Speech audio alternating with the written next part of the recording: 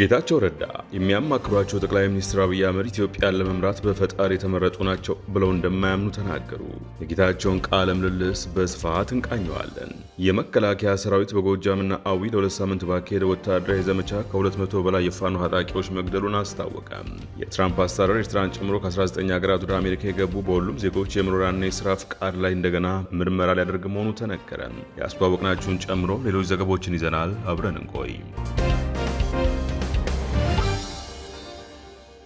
ጌታቸው ረዳ የሚያማክሯቸው ጠቅላይ ሚኒስትር አብይ አህመድ ኢትዮጵያን ለመምራት በፈጣሪ የተመረጡ ናቸው ብለው እንደማያምኑ ተናገሩ። ጠቅላይ ሚኒስትሩ የምስራቅ አፍሪካ ጉዳዮች አማካሪ ሚኒስትር ጌታቸው ረዳ ከአልጀዚራ ጋር ያደረጉትና 47 ደቂቃዎች ገደማ የወሰደው ቃለ ምልልሳቸው በትናንትናው ዕለት ተሰራጭቷል። ጥብቅ ሙግት በተካሄደበት ቃለ ምልልሱ ጌታቸው ስለሚያማክሯቸው ጠቅላይ ሚኒስትር በርካታ ጥያቄዎች ተነስተውላቸዋል። ከነዚህ ውስጥ አብይ ከ7 ዓመታት በፊት ተናገሩትን በተመለከተ የተነሳላቸው ይገኝበታል። አብይ በወቅቱ እናታቸው የኢትዮጵያ 7ኛ ንጉስ እንደሚሆኑ ደጋግመው እንደሚነግሯቸው የገለጹ መሆናቸው ይታወሳል። ይህን ተከትሎ አብይ በፈጣሪ የተመረጡ ናሪ ናቸው ብለው ያምናሉ ወይ የሚል ጥያቄ የቀረበላቸው ሲሆን እርሳቸውም አብይ ለንግስና በፈጣሪ የተመረጡ ናቸው ብዬ አላምንም ሲሉ ቅጩን ተናግረዋል። አብይ ብቻ ሳይሆኑ ማንም ሀገርን ለመምራት ፈጣሪ ይመረጣል ብዬ አላምንም ሲሉ ምላሽ በሚሰጡበት ወቅት ታዲያ ይህን ለእርሳቸው ነግሯቸዋል ወይ የሚል ጥያቄ ይነሳል። መናገር አይጠበቅብኝም የሚል ምላሽ ሲሰጡም እንዴ ስራዎት እኮ ማማከር ስለሆነ ለምን አይነግሯቸውም የሚል ከምላሽ ላይ የተነሳ ጥያቄ ዳግም ይሰነዘራል። ከፈጣሪ ይልቅ አንድ ሰው መሪነቱን ካስመሰከረ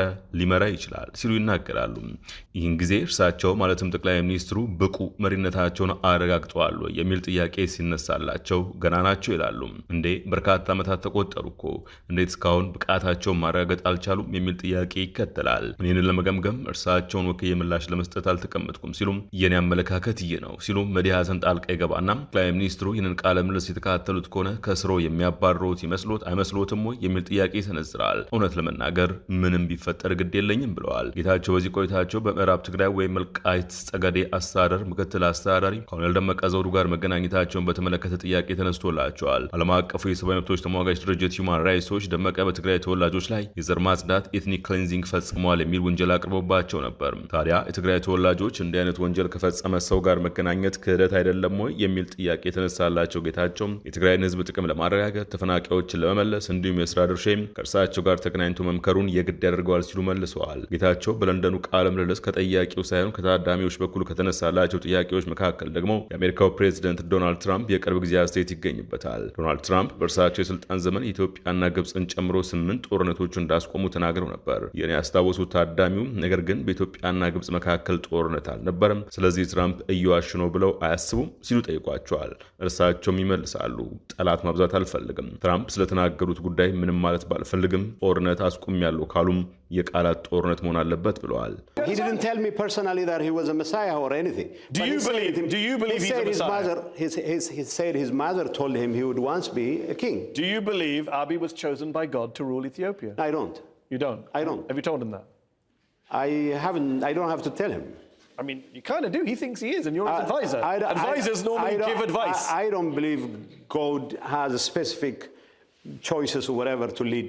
As long as you think you can lead the country and you prove your mettle, you can be leader. Has he proved his mettle?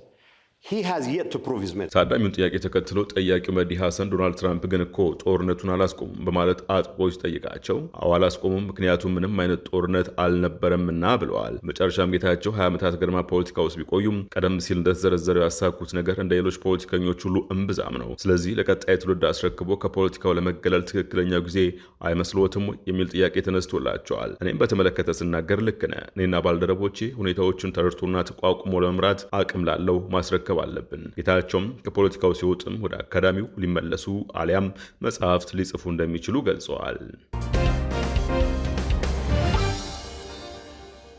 የመከላከያ ሰራዊት በጎጃምና አዊ ለሁለት ሳምንት ባካሄደ ወታደራዊ ዘመቻ ከ200 በላይ የፋኖ ታጣቂዎች መግደሉን አስታወቀ። የሀገር መከላከያ ሰራዊት ምስራቅ እዝ ተሰማርቼባቸዋለሁ ባላቸው የግዳጅ ቀጠናዎች በከፈተው ዘመቻ 209 ጽንፈኛ ሲል የጠራቸው የፋኖ ኃይሎች መገደላቸውን አስታውቋል። እዙ ከህዳር 3 ቀን እስከ ህዳር 17 ቀን 2018 ዓ.ም በሰሜን ጎጃም፣ ምዕራብ ጎጃምና በአዊ ብሔረሰብ አስተዳደር ባደረገው የተቀናጀ ስምሪት ህዝብን ሲያማርሩና ሰላም ሲነሱ ነበሩ ያላቸው ላይ እርምጃ መውሰዱን አክሏል። በዚህም ኦፕሬሽን 209 ጠላት ሲል የጠራው ኃይል በመደምሰስ 30 በማቁሰል 24 በመማረክ የቻለ ሲሆን 10ሩ ደግሞ እጅ ሰጥተውኛል ባይ ነው። በስምሪቱ 1 ፒኬኤም መስረየስ፣ 48 ኤኬኤም ክላሽ፣ 62 የቃታ መሳሪያ፣ 3 ቺቺ፣ 5 ቦምብ፣ 8 ሽጉጥ፣ 4 የመገናኛ ሬዲዮ፣ ቱሪያ ስልክ፣ 1250 የተለያዩ ጥይት ወይም ተተኳሾች ሲማረኩ በተጨማሪም 1 ዲሽቃ፣ 6 መትረየስ፣ 3 ስናይፐር እና በርካታ ተተኳሽ ማውደም ተችሏል ሲልም ገልጿል።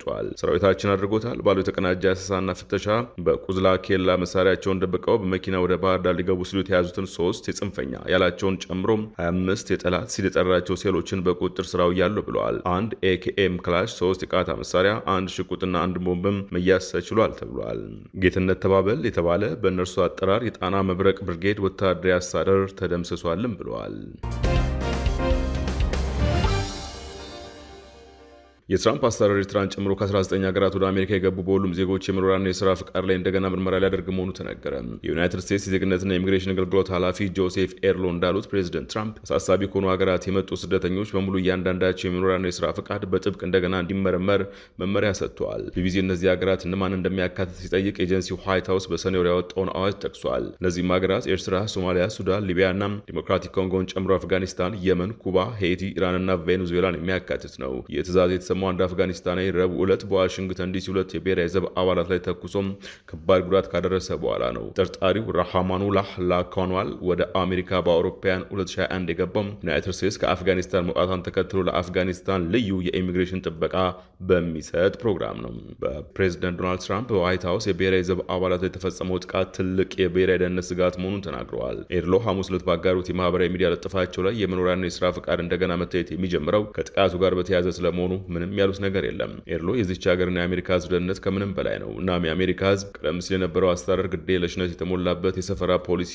ጦስን አይሸከምም ሲሉ ተናግረዋል። እንደ ቢቢሲ ዘገባ ዳግም የሚደረገው ምርመራ ምን እንደሚመስል ተጨማሪ ዝርዝሮች አልተገለጹም። ኤጀንሲው ለቢቢሲ ስጠቀሰው በሰኔ ወር የወጣው አዋጅ አሜሪካን ከውጭ አሸባሪዎችና ከሌሎች የብሔራዊና የህዝብ ደህንነት ስጋቶች ለመጠበቅ የውጭ ሀገራት ዜጎች ወደ ሀገሪቱ እንዳይገቡ የሚከለክል ነው። የትራምፕ አስተዳደር ሀገራቱን የዘረዘረበትን ምክንያት ሲገልጽም የጸጥታ ችግሮች እንዲሁም የቢዝነስ የተማሪና የቱሪስት ቪዛ ያላቸው ግለሰቦች ከተፈቀደላቸው ጊዜ በላይ በመቆየታቸው ምክንያት መሆኑን አስፍረዋል። ታሊባን በልዩ ሁኔታ የተፈረጀ ዓለም አቀፍ አሸባሪ ቡድን አፍጋኒስታን ይቆጣጠራል የሚለው ይህ አዋጅ አፍጋኒስታን ፓስፖርቶችን ወይም የሲቪል ሰነዶችን ለመስጠት ቃት ያለው ወይም ተባባሪ የሆነ አሰራር ስለሌላት ተገቢ ማጣራትና የመለየት እርምጃዎችን አታከናውንም ብለዋል። የመኖሪያና የስራ ፈቃዳቸው ዳግም ከሚመረመሩ ሀገራት መካከል በርማ፣ ቻድ፣ ኮንጎ ሪፐብሊክ እና ሊቢያ ይገኙበታል። ከ100 ቢሊዮን ብር በላይ በመሰወር ወንጀል የተጠረጠሩ የስፖርት አወራራጅ ድርጅት ባለቤቶችና ተባባሪዎቻቸው በቁጥጥር ስር መዋላቸውን የብሔራዊ መረጃና ደህንነት አገልግሎት አስታወቀ።